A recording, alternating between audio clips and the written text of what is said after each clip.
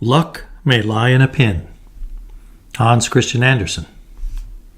A story told for my young American friends. I'll tell you a story about luck. All of us know what it is to be lucky. Some know good luck day in and day out. Others only now and then in their lucky seasons. And there are some people who know it only once in a lifetime. But luck comes at some time or other to us all. Now, I needn't tell you what everyone knows, that it's God who puts little children in their mother's lap.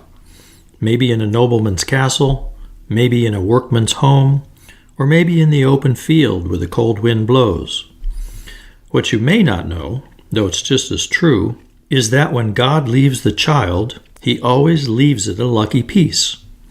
He doesn't put this where the child is born, but tucks it away in some odd corner of the earth where we least expect it. Yes, you can rest assured that it always turns up, sooner or later, and that's nice to know. This lucky piece may turn out to be an apple. That was the case with one man, a scholar called Newton. The apple fell into his lap, and his luck came with it.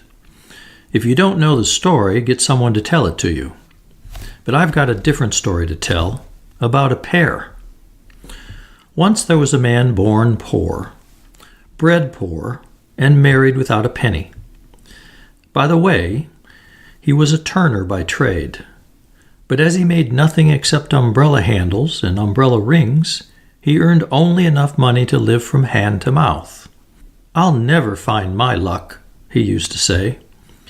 Now this is a gospel-true story. It really happened. I could name the man's county and his town, but that isn't important. Wild service berries, with their red sour fruit, grew around his house and garden as if they were the richest ornament. However, in the garden was also a pear tree. It had never borne fruit.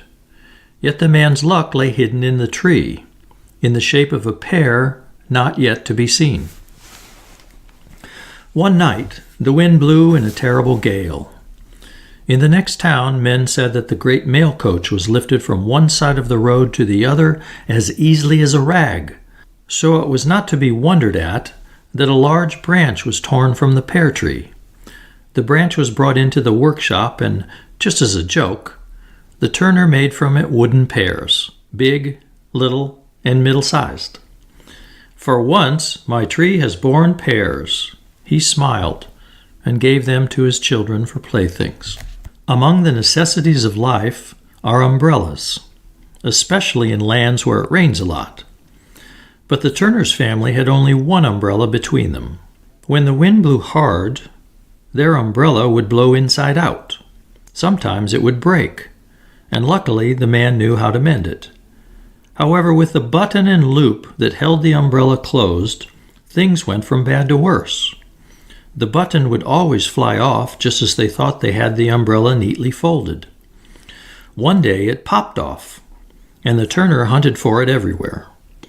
In a crack of the floor, he came across one of the smallest pears he'd given to his children for a toy.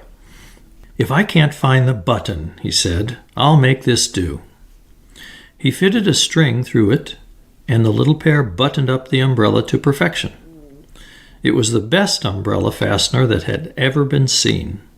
The next time the turner sent umbrella handles and umbrella rings to the city, he added several of the small wooden pears. They were fitted to a few new umbrellas and put with 1,000 others on a ship bound for America. Americans catch on very quickly.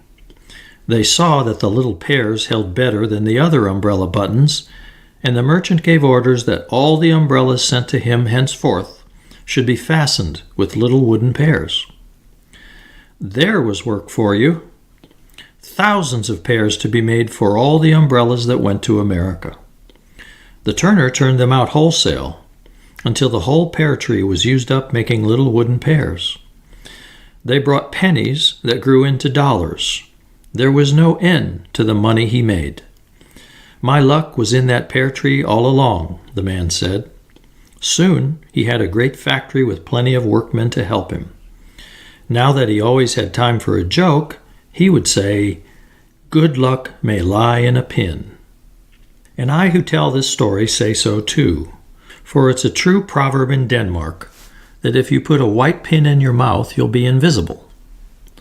But it must be the right sort of pin, a lucky piece from God's own hand. I have one of them, and whenever I come to America, that new world so far away and yet so near, I'll always carry that pin. Already my words have gone there. The ocean rolls toward America, and the wind blows that way. Any day I can be where my stories are read, and perhaps see the glitter of ringing gold, the gold that is best of all, which shines in children's eyes or rings from their lips and the lips of their grown-ups. I'm in all my friends' homes, even though they don't see me. I have the white pin in my mouth, and luck may lie in a pin.